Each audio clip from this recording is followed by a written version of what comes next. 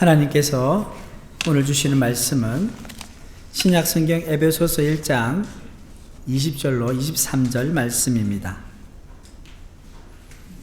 에베소서 1장 20절로 23절의 말씀 우리 한 절씩 교독하도록 하겠습니다.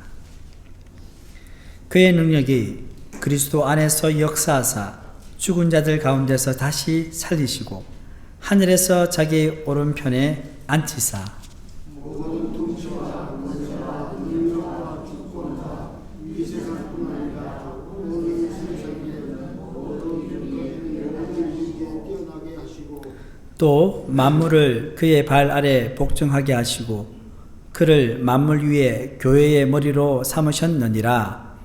교회는 그의 몸이니 만물 안에서 만물을 충만하게 하신 이의 충만함이니라. 아멘. 할렐루야. 오늘은 포항 새물결교회 창립 20주년 기념주일입니다.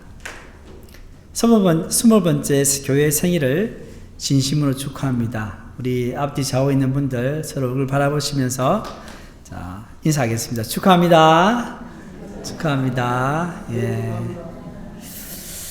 지나온 20년 동안 포항 새물결교회를 인도하신 하나님께 감사하고 앞으로 20년 동안 사귐의 공동체와 선교적 공동체로 비상하는 하나님이 기뻐하시는 교회 되길 간절히 소망합니다.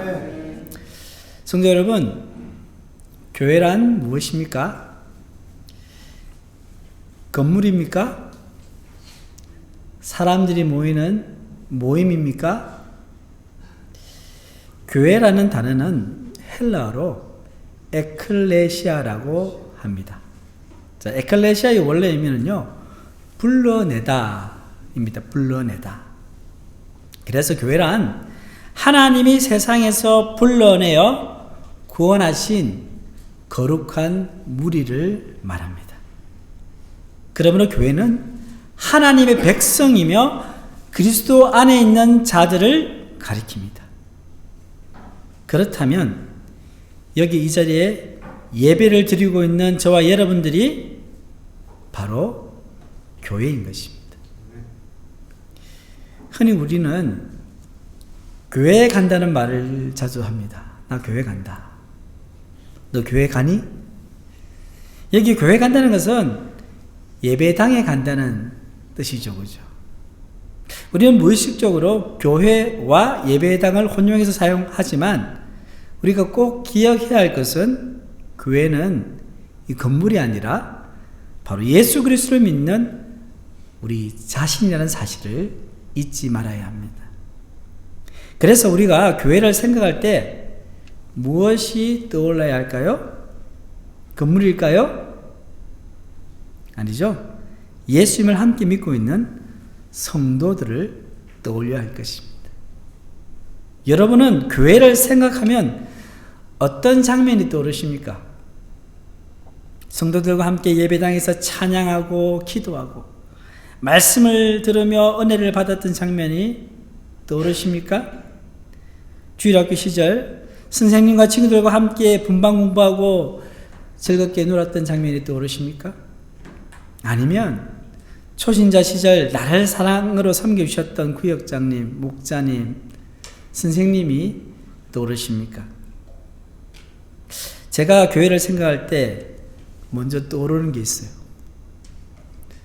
요즘에는 하지 않지만 옛날에는요, 성탄절 새벽송이 있어요. 새벽송. 해보신 분이 있을 거예요.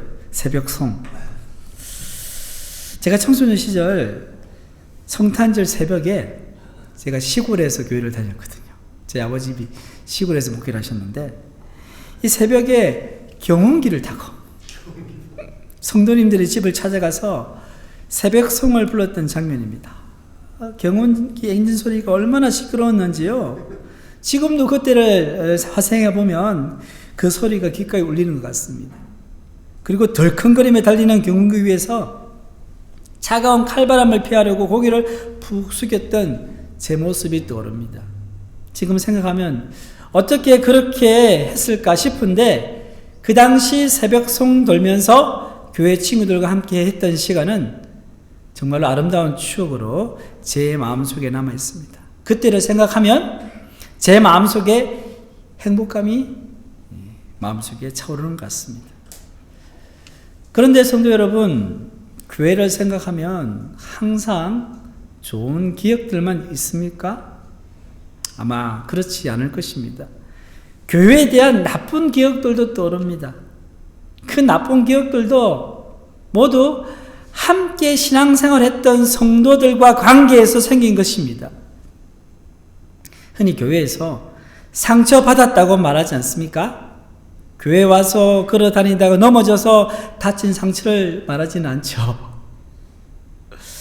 예수님을 믿는다는 사람들 때문에 받은 상처를 말합니다. 그들의 말과 행동 때문에 상처를 받았다고 합니다. 갑자기 잊고 있었던 어떤 성도의 얼굴이 떠오르십니까? 초신자이든 신앙생활을 오래 한 성도이든 항종 직분자이든 그리고 목회자이든 교회 공동체 안에서 함께 신앙생활을 하다 보면 원치 않게도 상처를 서로 주고받는 경우가 있습니다. 그 외에 세상에서 일어날 법한 나쁜 일들이 교회에서도 발생한다는 것은 부인할 수 없는 부끄러운 현실이기도 합니다. 이처럼 우리는 교회를 통해 긍정적인 영향을 받아 아름다운 추억을 간직하여 교회를 참 사랑하기도 하지만 반면에 부정적인 영향으로 마음의 상처를 입고 영적인 침대에 빠져 교회에 대한 비판적인 태도를 가지기도 합니다. 왜 이런 일이 교회 안에서 일어날까요? 그것은 우리 눈에 보이는 교회, 이걸 뭐라고 하냐면 현실교회, 현실교회. 이 현실교회는 불완전하기 때문에 그렇습니다. 왜 현실교회가 불완전합니까? 교회를 구성하는 저와 여러분들이 불완전하기 때문입니다. 아마 저를 포함해서 이 자리에 계신 모든 성도님은 하나님 앞에서 늘 자신의 부족함을 느끼고 계실 것입니다. 그래서 우리는 늘 말씀과 기도를 통해 자신을 돌아보며 회개하는 삶을 사는 것입니다. 그런데 이런 불완전한 현실교회가 과연 세상의 희망이 될 수 있을까요? 부족하고 연약한 우리 자신을 바라보면 그런 희망이 보이지 않는 것 같습니다. 독일의 신학자 볼프강 후프는요, 교회를 경험하는 교회와 신앙하는 교회로 구분했습니다. 자, 경험하는 교회는 현실교회라서 우리가 소속된 포항 새물길 교회를 말합니다. 반면에 신앙하는 교회는 하나님의 약속과 신실함에 근거한 교회입니다. 이는 이상적인 교회이고 완전한 교회를 의미합니다. 우리 사도신경 잘 아시죠? 그죠? 그 마지막 부분에 우리는 이렇게 고백하죠. 나는 성령을 믿으며 거룩한 공교회와 성도의 교제와 죄를 용서받는 것과 몸의 부활과 영생을 믿습니다. 아멘. 여기에서요, 뭐가 나옵니까? 나는 거룩한 공교회를 믿는다고 말합니다. 즉 현실교회를 믿는다는 고백이 아니라 하나님의 약속과 신실함에 근거한 교회를 믿는다는 고백입니다. 현실교회는 불완전하지만 거룩한 공교회의 속성도 가지고 있습니다. 불완전하지만 그 속성을 가지고 있습니다. 그래서 현실교회는 양면성을 가지고 있어요. 바울은 현실교회의 양면성을 질그릇 안에 담긴 보배로 표현합니다. 고린도후서 4장 7절 말씀입니다. 우리 함께 읽어보겠습니다. 시작. 우리가 이 보배를 질그릇에 가졌으니 이는 심히 큰 능력은 하나님께 있고 사람에게 있지 아니함을 알게 하려 함이라. 아멘. 자, 현실 교회의 구성원인 우리는 질그릇과 같은 요소가 많아서 깨지기 쉽습니다. 만약에 질그릇이 깨지면 어떻게 될까요? 그 파편들이 사방으로 흩어져서 주변에 있는 사람들에게 상처를 입힐 것입니다. 이처럼 현실 교회 안에는 질그릇 같은 우리 자신이 깨질 잠재적 위험을 내재하고 있습니다. 그런데 질그릇 같은 우리 안에 뭐가 있다고요? 보배가 담겨 있다고 합니다. 이 보배는 무엇입니까? 예수 그리스도입니다. 보배와 같은 예수 그리스도의 생명과 능력이 여전히 질그릇 같은 현실 교회 안에 존재한다는 말입니다. 그래서 현실 교회를 바라볼 때 실망과 좌절을 하기도 하지만 희망과 기대를 품는 것입니다. 그러면 우리는 현실 교회의 발을 딛고 신앙생활 하면서 동시에 하나님의 약속과 신실함에 근거한 교회, 즉 거룩한 공교회를 바라보아야 합니다. 본문 23절 말씀을 함께 읽겠습니다. 시작. 교회는 그의 몸이니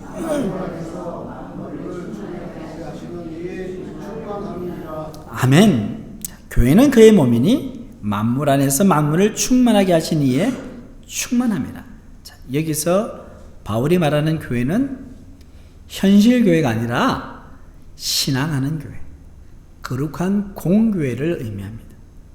바울은 본문 23절에서 교회는 그의 몸이니라고 했습니다. 여기서 그의 몸은 예수 그리스도의 몸을 의미합니다.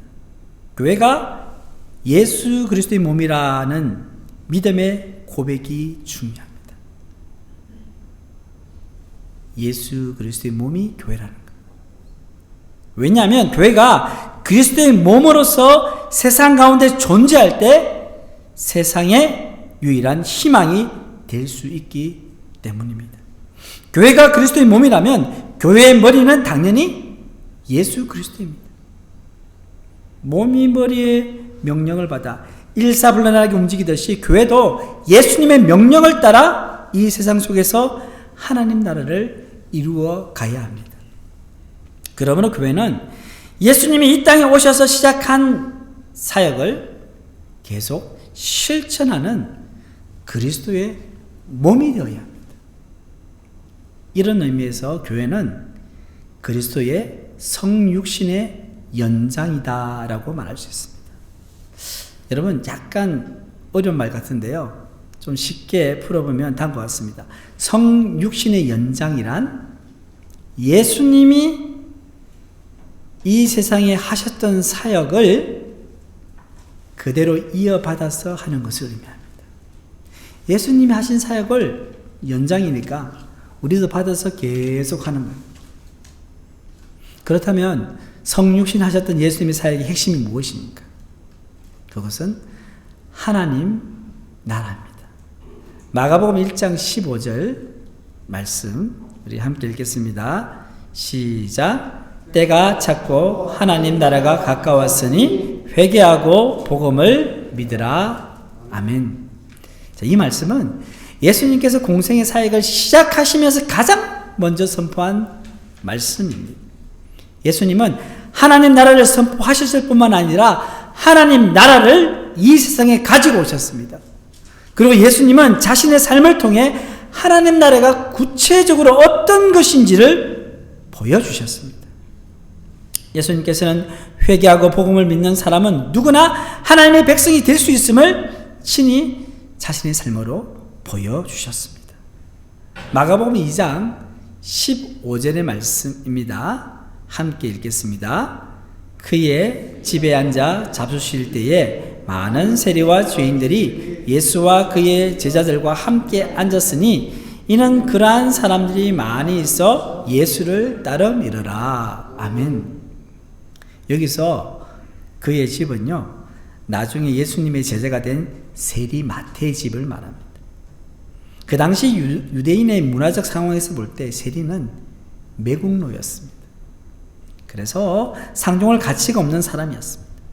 그리고 세리 마태의 집에 온 죄인들은요, 율법을 지키지 못하는 사람들을 말합니다.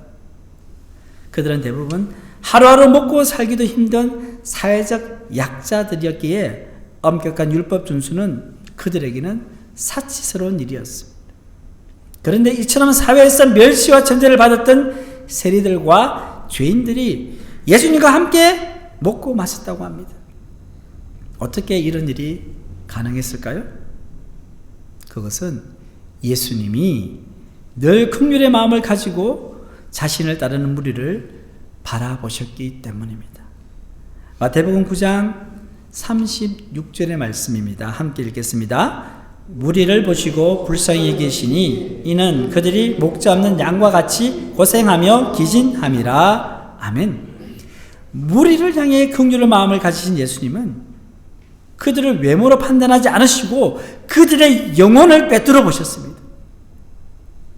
그리고 그들의 영혼이 얼마나 공고한지를 아셨을 뿐만 아니라 그들의 아픔에 깊이 공감하셨습니다. 포항 새물글교회 성도 여러분, 그리스도의 몸된 교회인 우리도 예수님처럼 긍휼한 마음으로 사람들을 바라봐야 하지 않겠습니까? 그런데 가만히 우리의 자신을 돌아보면 우리 안에 그러한 긍휼의 마음이 없습니다. 왜냐하면 그 긍휼의 마음은 하나님 아버지께서 이 세상을 향해 가지셨던 아가페 사랑에서 나왔기 때문입니다. 그러므로 우리가 할 수 있는 일은 오직 하나님께 긍휼의 마음을 달라고 기도하는 것입니다. 이 긍휼한 마음이 우리 가운데 임할 때 우리의 삶 속에서 복음의 역사가 일어날 줄 믿습니다. 성도 여러분, 복음의 능력을 믿으십니까? 아멘. 로마서 1장 16절 말씀입니다. 함께 읽겠습니다. 내가 복음을 부끄러워하지 아니하노니 이 복음은 모든 믿는 자에게 구원을 주시는 하나님의 능력이 됨이라. 아멘. 교회가 복음의 능력을 믿고 세상에 나가서 복음을 전하고 선교하면 구원의 역사가 일어나게 됩니다. 구원의 역사가 일어날 때 자연스럽게 복음을 받아들인 개인과 그들의 삶 속에 하나님의 나라가 임합니다. 천국이 임한다는 사실입니다. 그래서 건강한 교회는 전도와 선교하는 일을 최우선순위로 둡니다. 우리 포항 새물글 교회는 작은 교회지만 선교하는 일에 앞장서고 있습니다. 우리 교회에서 시작된 디아코니아 세계 선교회에 성도님들 대부분이 회원으로 참여하여서 선교 헌금뿐만 아니라 매일 1회 기도회로 모여서 선교 사역을 보고하며 중보 기도하는 시간을 가집니다. 작년 가을에는요, 사이판에 단기 선교도 다녀왔어요. 또한 교회 차원에서 재정과 기도로 아프리카 모리타니아와 중국 깐수성, 베트남에서 사역하는 선교사님들하고 협력하고 있습니다. 그리고 방송 선교도 열심히 하고 있습니다. 특별히 올해는 교회 표어를 한 사람 한 사람을 주님께로 정하고 온 교회가 전도하는 일에 마음을 모으고 있습니다. 이런 면에서 포항 새물글 교회는 참으로 건강한 교회인 줄 믿습니다. 하나님께서 기뻐하실 줄 믿습니다. 성도 여러분, 왜 교회가 세상의 유일한 희망입니까? 오직 교회만이 예수 그리스도께서 하신 구원의 사역을 이어받았기 때문입니다. 그런데 언제부터인가 한국 사회에서 전도와 선교의 문이 서서히 닫히고 있는 것 같습니다. 2000년대부터 한국 교회의 성장이 정체되기 시작했고 2010년을 기점으로 그 성장이 하향 곡선을 그리고 있습니다. 이것의 주요 원인 중에 하나가 그동안 한국 교회의 사회적 이미지가 추락했기 때문입니다. 이화여대 기독교학부 장윤재 교수는 그 추락의 원인을 다음 4가지로 이야기하고 있습니다. 첫 번째로, 참 목회자로서 말하기 참 부끄러운 일인데요. 일부 교회의 목회직 대물림, 교회 세습 때문입니다. 목회직 대물림은요, 일반 성도님들뿐만 아니라 일반 국민들도 목사가 교회를 사유하려는 시도라고 비판하는 부분입니다. 둘째는 교회의 물질적 세속화와 도덕적 불감증 때문입니다. 셋째는 일부 교회와 선교 단체의 비인격적이고 공격적인 선교와 전도 방법 때문입니다. 마지막 네 번째는 교인들의 위선과 이기적인 삶의 모습 때문입니다. 특별히 코로나 팬데믹 시대를 거치면서 한국 교회는 이전과 비교할 수 없을 정도의 신랄한 비판을 받았습니다. 일부 매스컴의 왜곡 보도와 편파 보도로 한국 교회의 이미지를 더 나쁘게 한 부분도 있지만 근본적으로 한국 교회의 취약점이 드러나는 것도 사실입니다. 그 취약점이 무엇입니까? 공공성의 부재입니다. 교회도 한국 사회의 한 구성원으로서 공공의 유익을 위해 책임과 역할을 다해야 합니다. 그런데 일부 교회는 코로나 시대에 공공의 유익인 국민의 생명과 안전을 지키는데 예배를 드린다는 명분을 내세워 그 책임과 역할을 소홀히 했습니다. 이같이 교회의 사회적 이미지가 추락한 상황에서 과연 교회가 세상의 유일한 희망이 될 수 있을까요? 다시 본문 말씀에서 그 답을 찾아보기를 원합니다. 자, 오늘 본문 23절 말씀입니다. 한 번 더 읽어보겠습니다. 시작. 교회는 그의 몸이니 만물 안에서 만물을 충만케 하시는 이의 충만함이라. 아멘. 자, 앞에서 교회는 그리스도의 몸이라고 정의했습니다. 자, 여기서 다시 두 번째로 교회의 정의를 말합니다. 교회는 만물 안에서 만물을 충만케 하시는 이의 충만함이라. 자, 이 구절은 대충 무슨 의미인지 알 것 같은데 정확히 무슨 의미인지 알쏭달쏭한 말씀 같죠. 쉽게 말하면 교회는 만물 안에 예수 그리스도의 충만함입니다. 자, 예수 그리스도의 무엇으로 충만한다는 말씀입니까? 교회는 예수 그리스도의 통치와 능력과 사랑과 생명이 충만하다는 말씀입니다.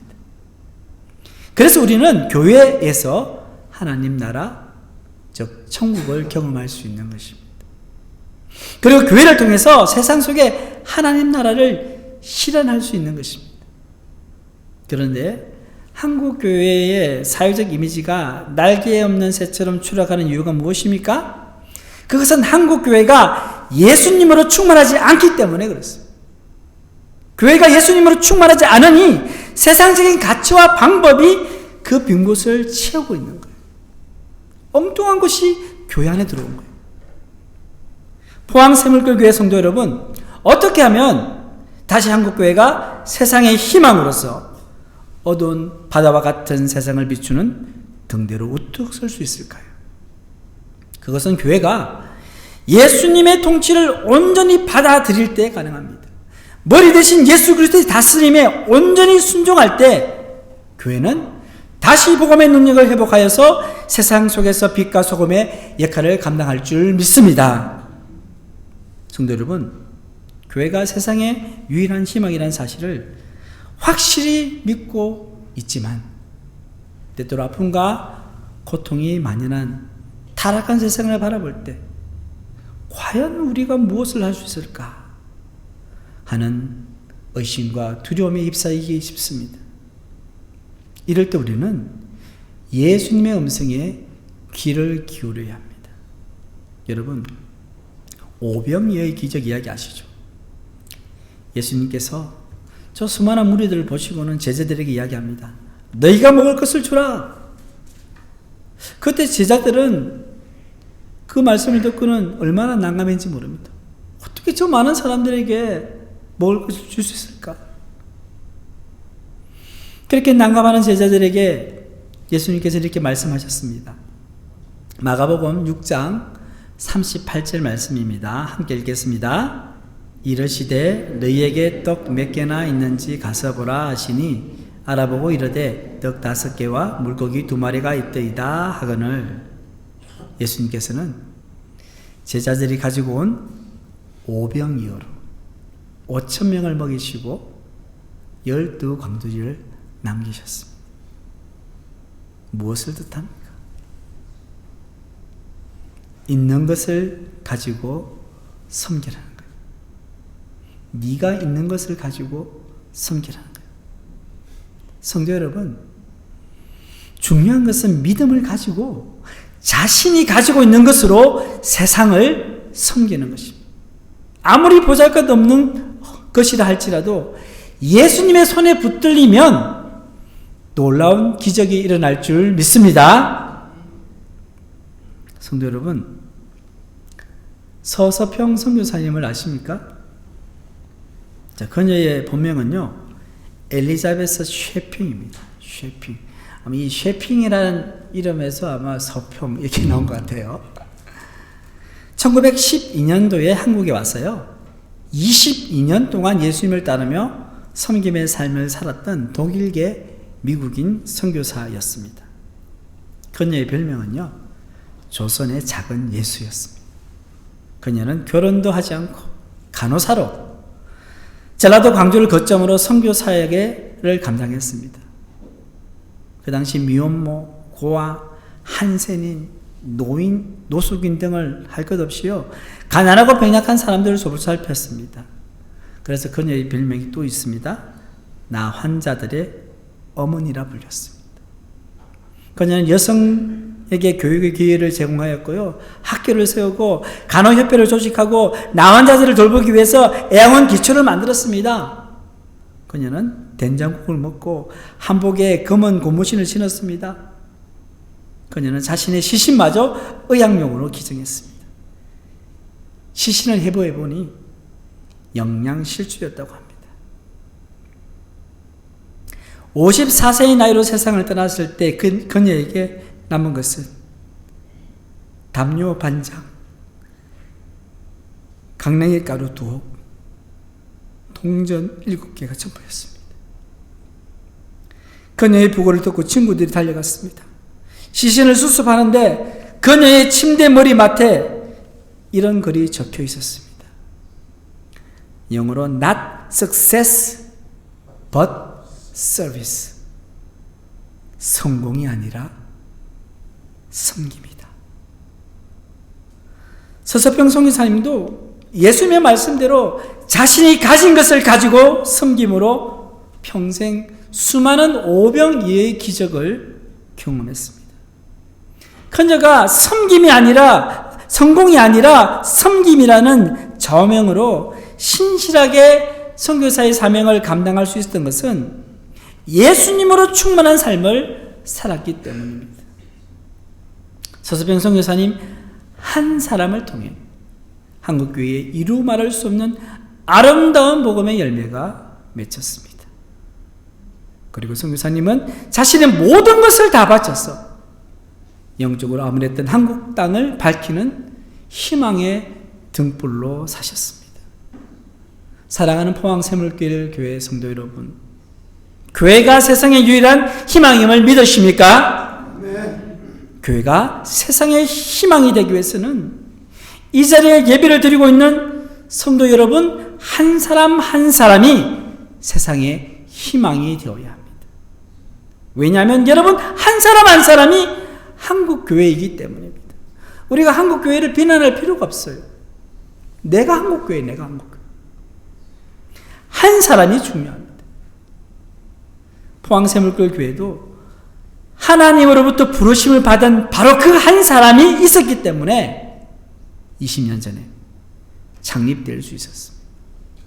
그리고 지금까지 수많은 성도 한 사람 한 사람의 헌신과 희생이 교회의 영적 밑거름이 되어 이렇게 포항 대잠동에 그동안 하나님의 진리의 등대로서 그리고 세상을 향해 희망의 메시지를 전하는 사명을 감당할 수 있었습니다. 이제 우리에게 주어진 앞으로의 20년은 저와 여러분들의 손에 달려 있습니다. 성도 여러분, 이제 하나님께서 우리 교회에 주신 비전을 붙잡고 어두운 세상을 밝히는 등불처럼 세상에 희망의 복음을 전하는 교회가 될 수 있도록 함께 기도하며 헌신하는 우리 모두가 되기를 주님의 이름으로 간절히 축원합니다. 하나님 아버지, 포항샘물길 교회를 20년 동안 인도하시고 이 자리까지 오게 하신 은혜에 감사드립니다. 교회를 세우시고 세상의 유일한 희망이 되게 하신 주님, 저희가 이 부르심에 합당한 삶을 살도록 도와주시옵소서. 세상의 가치가 아닌 예수님의 통치를 따르며 하나님 나라를 이루어가게 하시고 복음의 능력을 믿고 전하는 교회가 되게 하여 주시옵소서. 이날까지 현실 교회를 넘어 신앙하는 교회의 비전을 붙잡고 나아가도록 저희 마음과 뜻을 새롭게 하여 주시옵소서. 교회를 통해 하나님의 충만함이 온 세상에 흘러가게 하시고 이 땅의 빛과 소금이 되는 사명을 다하는 교회가 되게 하여 주시옵소서. 이 모든 말씀 우리 주 예수님의 이름으로 기도드립니다. 아멘.